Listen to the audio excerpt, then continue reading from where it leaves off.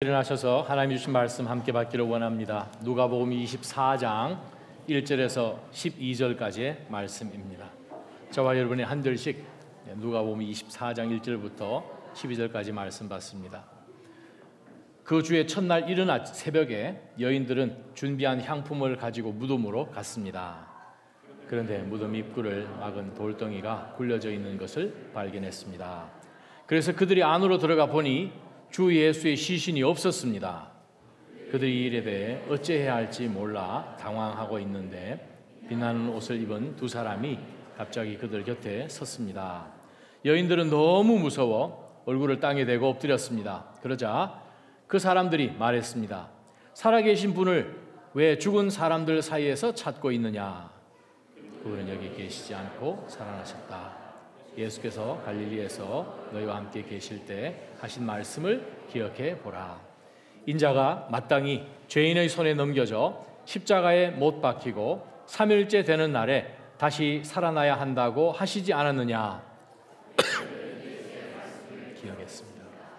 여인들은 무덤에서 돌아와 11 제자들과 다른 모든 사람들에게 이 사실을 모두 알렸습니다. 그들은 막달라 마리아, 요한나, 야고보의 어머니 마리아였습니다. 그들과 함께 있었던 다른 몇몇 여인들도 이 일을 사도들에게 말했습니다. 그러나 사도들은 여인들의 말이 어처구니 없게 들렸으므로 그 말을 믿지 않았습니다. 하지만 베드로는 일어나 무덤으로 달려갔습니다. 몸을 굽혀 안에 들여다보니 고운 삼배 천만 놓여 있었습니다. 그는 이상하게 생각하며 돌아갔습니다. 아멘. 하나님, 오늘 이 말씀을 통하여서 부활 주일이, 주님의 그 부활이 우리 각자와 무슨 상관이 있는지를 다시 한번 들여다보며 부활의 증인으로 사는 의미가 무엇인지를 보게 하여 주옵소서. 예수님 이름으로 기도합니다. 아멘. 자리에 앉아주시기 바랍니다. 오늘 아침에 미국 목사님과 대화 나누면서 해피 이스터, 해피 이스터 하면서 손을 잡았는데 제가 문득 그 말씀을 드렸어요. 이스터란 말이 도대체 무슨 말이냐? 그랬더니 동의를 하시죠. 왜냐하면 이스터란 말씀에 예수님의 부활하고 전혀 상관이 없죠. 우리는 그냥 한국말은 부활절, 최소한 부활이란 말이 있으니 누가 부활하셨겠구나. 누가 부활하셨지? 예수님 부활하신 날을 오늘 셀레브레이트 하는 날이구나 라고 얼마든지 추정 가능하지만 영어로 그냥 이스터 하게 되면 여러분 상당히 아시겠지만 이스터라는 의미가 무엇입니까? 전혀 기독교랑 상관이 없고 pre-Christianity, 기독교가 전파되기 이미 이전에 영국에서 있었던 스프링 오는 것을, beginning of spring, 그것을 celebrate 하는 이 봄의 여왕이라고 할까요? The goddess, 에스트라를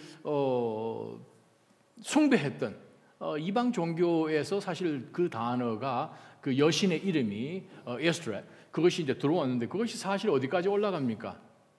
아스토롯까지 올라가잖아요.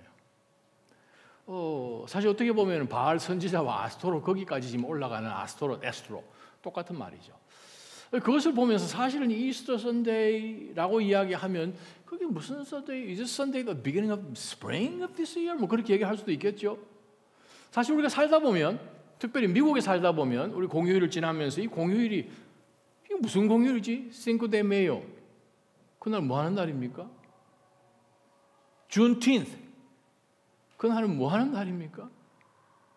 보통 우리는 전혀 상관없는 날이죠. 6월 19일. 근데 소수의 사람들은 그날을 그냥 June 19th로 부르지도 않죠. Juneteenth 그렇게 얘기하지 않습니까? 미국에 살면. 무슨 날입니까? 나랑 전혀 상관도 없는 것 같은 그러한 날들 많이 있죠. 그럼 부활절은 도대체 무슨 날인가? 이스터라고 표현을 한다면 오늘 성경을 통해서 우리가 한번 들여다볼 것이 있습니다. 여러분, 불과 며칠 전 지난 금요일 예수님께서 우리 모든 인류의 죄를 대신하여서 십자가 지시고 십자가 지시기 전까지 6번에 걸쳐서 로마 법정을 또 이 유대 법정을 도합 6번에 걸쳐서 예수님을 십자가에 달기 위해서 구실을 찾았지만 유대 법정에서도 찾지 못하고 로마 법정에서도 찾지 못하고 그럼에도 불구하고 예수님을 십자가에 못 박게 그들이 결정을 합니다.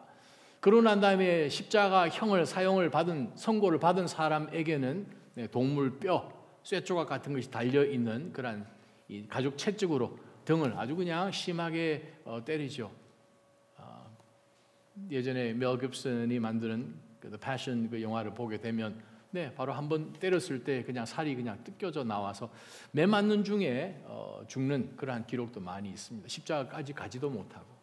자, 그렇게 예수님께서는 고초 당하시고 그러한 모든 이 모욕을 당하시고 이제 십자가에 달리셨습니다. 이런 가시면류관 쓰시고 여기에 나와 있는 못은 사실 이것보다 훨씬 길죠. 최소한 30cm 이상인데 이건 좀 짧습니다. 양손, 양발. 그래서 이 십자가가 사실 매달렸을 때의 그 고통은 피를 흘려서가 아니라 오래 매달려서가 아니라 힘들어서가 아니라 사실 suffocation이죠. 질식, 횡격막을 올리지 못하기 때문에 몸을 들어 올릴 방법이 없기 때문에 그 공포로 달려있다가 죽는데 길게 서바이브 하는 사람은 3, 4일씩 매달려 있는 기록도 있습니다. 수년 전에 발굴한 이 발목뼈가 발견됐는데 발목뼈가 부서져서 이제 나무 조각하고 같이 발견된 것이 있었었죠. 그것을 보면서 그 십자가 정말 인간이 고안해낸 가장 아주 악독한 그 무시무시한 그 형벌을 예수님께서 당하시고 6시간 만에 죽으셨죠. 십자가 달려서 대화하는 것 거의 어렵죠. 그럼에도 불구하고 지난 금요일 우리가 말씀 보았듯이 예수님께서는 큰 소리로 특별히 십자가 상에서 7번의 말씀하시는 가운데 4번째 나의 하나님 나의 하나님 왜 나를 버리십니까? 아주 큰 소리로 외치시고 또 제일 마지막에도 예수님께서는 아버지 내 영혼을 아버지 손에 의탁합니다 하고 이제 돌아가셨습니다. 유대 모세 율법에 의하면은 십자가형 즉 나무에 달린 사람은 그날로 매장을 합니다. 바로 그날로 매장을 하는데 특별히 예수님께서 3시에 돌아가셨는데 6시부터 안식일이 시작이죠. 그럼 그 시신을 내려서 시신을 준비해서 옮겨서 지금 매장하고 그 사람들 6시 전으로 집으로 돌아가야 안식일을 지금 지킬 수가 있으니 얼마나 바삐 그들이 예수님의 장례를 준비했겠습니까? 예수님이 십자가에 돌아가시고 장지에 지금 이제 아리마대 요셉이 자기가 만들어 놓은 그 묘에 지금 예수님이 안치가 되고 난 다음 사흘이 지났습니다. 안식일이 지나고 안식일이 지난 바로 첫날 오늘 우리가 읽는 내용이 24장 1절부터 내용입니다. 10절에 보게 되면 막달라 마리아 7 귀신 들렸다가 예수님이 고쳐주신 막달라 마리아, 요한나 또 야고보의 어머니 마리아 또 몇몇 다른 여인들도 함께 무리를 지어서 사흘 전에 정말 3시간도 채 남지 않아서 예수님에게 정말 그토록 사랑하는 그 예수님에게 작별 인사도 제대로 못하고 어떻게 지금 이 시신이 정말 좀 썩은 냄새가 나지만 정말 예수님의 그 향료를 좀 부어서 좀 예수님에 대한 그 마음을 표현하기 위해서 그들이 예수님이 묻혀있는 그 무덤으로 가는 이야기로 오늘 본문이 시작합니다. 바로 이 사건으로 인하여서 지난 2000년 동안 이스라엘 백성들 가운데 극소수의 사람들로 인하여서 그들이 수천 년 동안 지켜왔던 관습이 우리식으로 이야기한다면 수천 년 동안 우리가 지켜왔던 추석이 수천 년 동안 지켜왔던 설날이 하루아침에 스탑이 되고 전혀 다른 관습이 시작된 것 이상으로 오늘 우리가 읽은 본문의 말씀은 우리에게 미치는 임팩이 크다는 것입니다. 자, 그 여인들이 지금 예수님이 장사된 그 돌로 파서 만들어 놓은 무덤으로 가는데 문제가 있죠. 이 돌을 이제 누가 옮겨야 되는가? 이 돌은 뭐 정장 몇몇 사람이 이제 옮길 정도의 그냥 작은 것도 아니고 정말 남자들이 그냥 몇 명이 모여서 지금 이걸 밀어내야 되는데 여인들 몇 명 가지고는 돌을 굴려낼 방법이 없다는 거예요. 근데 그들이 무덤으로 갔습니다. 2절. 그런데 무덤 입구를 막은 돌덩이가 굴려져 있는 것을 발견했습니다. 그래서 그 여인들이 들어가서 안을 들어가 보니 주 예수의 시신이 없었습니다. 자, 이 지금 무덤의 돌을 누가 옮겨줘야 되는가 하는 고민하는 가운데서 예수님의 그 묘지까지 갔는데 돌이 굴려져 있어요. 자, 여기서 질문. 돌은 누가 굴렸지요?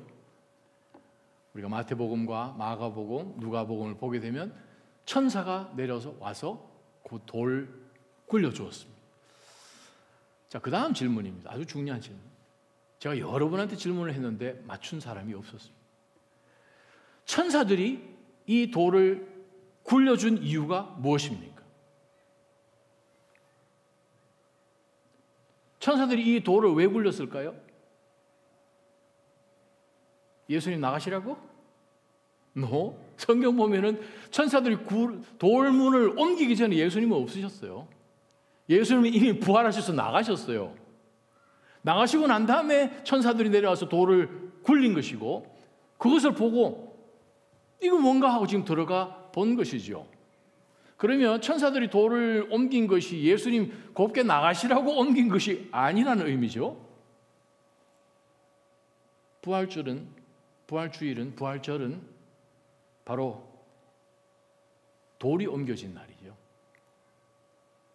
여인들의 마음 가운데 무거운 이 돌을 누가 옮겨주나? 근데 하나님께서는 천사를 보내셔서 그 돌을 옮겨주셨다. 부활절은 어떤 날입니까? 하나님께서는 말도 안 되는 죽음에서 어떻게 사람을 살려내시는가? 불가능한 일을 얼마든지 하시는 분이시구나를 깨닫는 날입니다. 부활주일은 여인들이 예수님이 뉘어 있어야 할, 지금쯤은 냄새가 많이 나야 할 바로 그 상황 속에서 누구도 옮길 수 없는, 말도 안 되는 불가능한 그 일을 하시는 분이 하나님이시구나. 내 인생에 경험하는 크고 작은 많은 무게들, 상처들, 혹은 배신들, 정말 말로 표현할 수 없는 지금 내가 갇혀있는 이 모든 상황들, 이건 도대체 누가 옮겨줘야 되는가 하는 가운데서 지금도 여전히 하나님께서는 그 기적을 베푸시는 하나님이심을 이 여인들에게 보여주셨던 것입니다. 우리가 부활절을 2023년에도 변함없이 우리가 하나님 앞에 예배를 드리면서 깨닫는 것은, 우리가 하나님을 지금도 하나님의 선한 목적을 위하여서 얼마든지 우리가 느끼는 말도 안 되는 일들을 지금도 또 하실 수 있는 하나님이신 것을 다시 한번 기억하는 날로 우리에게 주신 줄 믿습니다. 죽음 가운데서 얼마든지 건지시는 하나님이시니 나머지 일어나는 일들 가운데서 우리가 정말 이번에 선교하는 가운데서 우리는 생각합니다. 도대체 이게 무엇입니까, 하나님?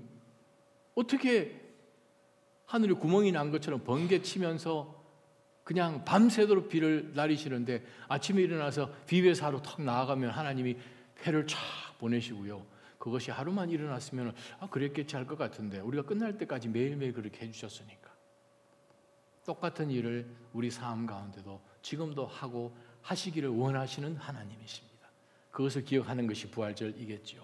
두 번째 말씀 들여다봅니다. 5절에서 8절까지 말씀 보게 되면 여인들이 지금 예수님의 무덤이 텅 비어 있는 것을 발견했다는 거예요.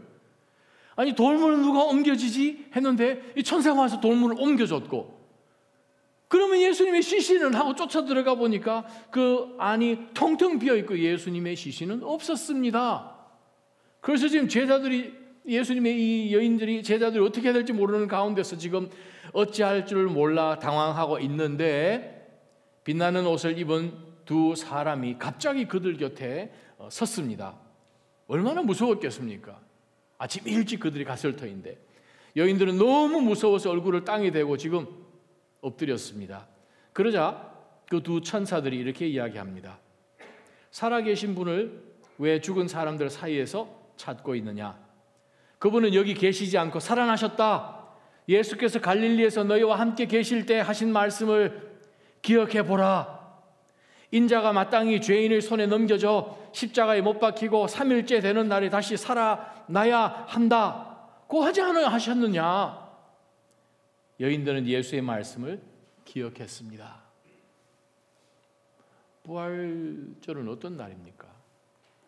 부활절은 예수님이 부활하신 것을 믿는 우리가 매년 아무 의미 없이 예수님 안 믿어도 해피 이스터 하는 것처럼 그냥 살아가는, 그냥 서로 익스체인지 하는 그런 그리팅이 아니라 부활절은 굉장한 의미가 있습니다.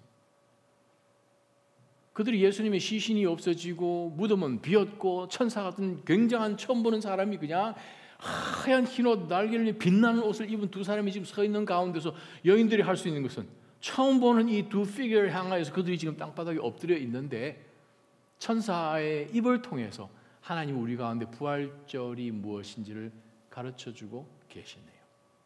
부활절은 무슨 날입니까? 천사들이 여인들에게 이야기합니다.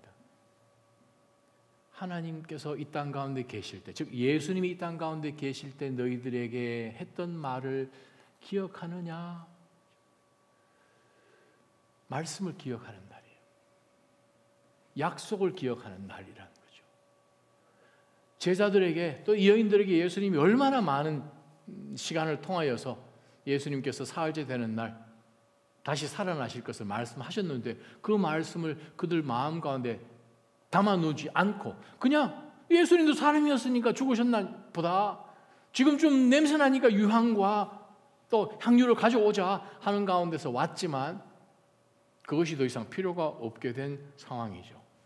더 중요한 것이 무엇입니까?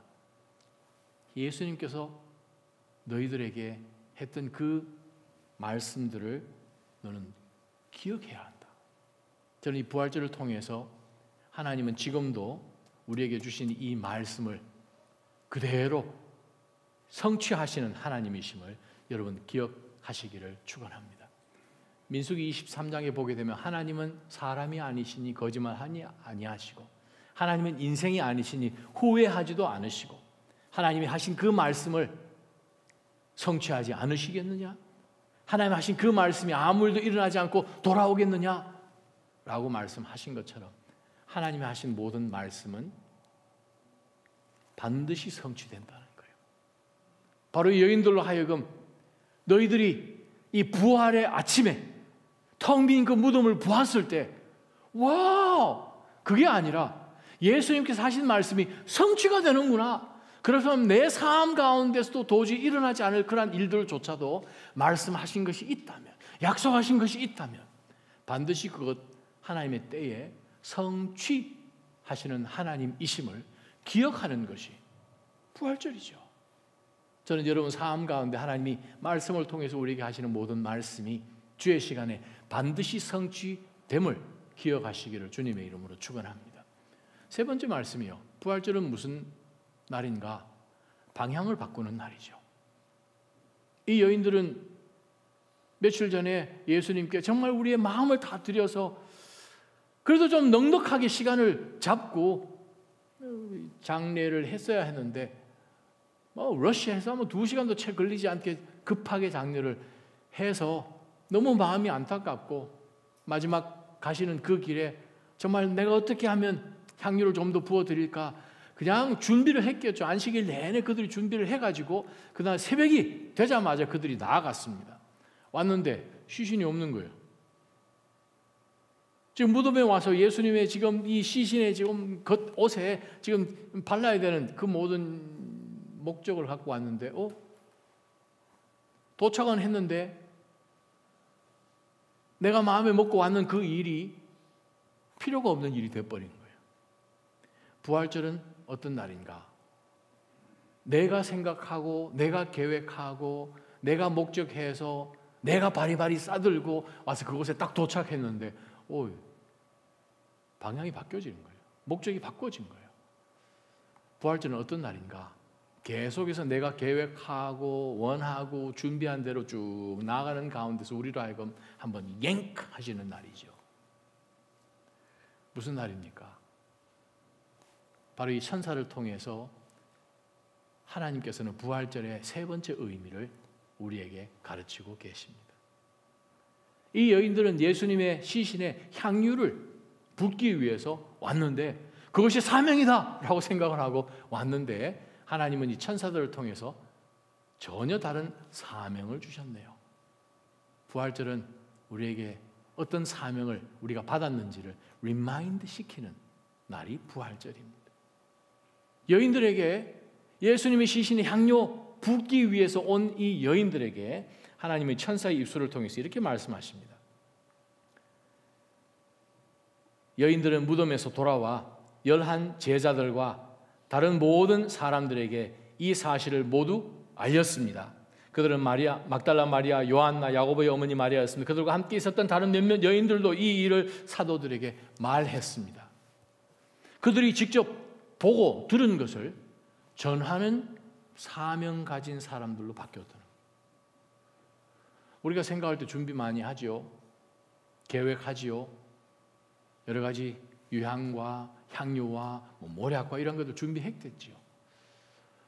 이렇게 해야 되겠다. 그런데 부활절은 어떤 날입니까? 예수께서 우리의 죄를 대신하여서 이 땅 오셨고 죽으셨고 부활하신 그것, 우리가 직접 보았으니 그것을 전하는 사람으로 우리를 다시 한번 보내시는 바로 그 날이 부활절이구나. 그렇게 기억하기를 아마 누가는 원에서 누가복음을 통해서 오늘 이 메시지를 우리에게 전해주십니다. 우리가 오늘 불렀던 그 찬양 가운데서 Because He Lives, 그 찬양 한번 보세요. 그 찬양 보게 되면 살아계신 주, 참된 소망, 걱정 근심 전혀 없네. 사랑의 주, 내 갈 길 인도하시니 내 모든 삶에 기쁨 늘 충만하네. 근데 원어 가사를 다시 한번 들여다보면 Because He lives, I can face tomorrow. 내일을 우리가 맞이할 수 있죠. Because He lives, all fear is already gone. Because I know He holds the future. 부활하신 그 주님께서 우리의 미래를 딱 붙들고 계시는 것을 내가 알기 때문에 Life is worth living. 우리 남은 인생 충분히 살 만한 가치가 있는 것이죠. 왜 그렇습니까?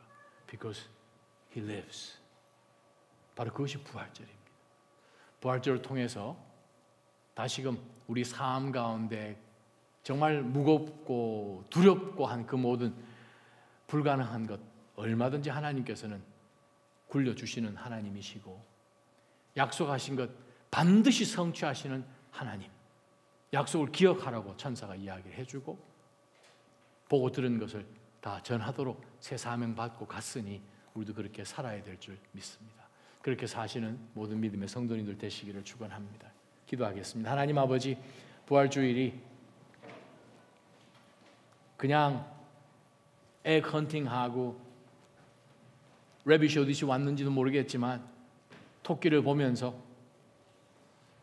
그냥 봄이 왔구나 라는 정도의 절기가 아니라 우리 삶의 이유와 목적과 또 패턴이 완전히 달라지는 바로 그 이유인 것을 다시 한번 부활절 메시지를 통하여 보았습니다.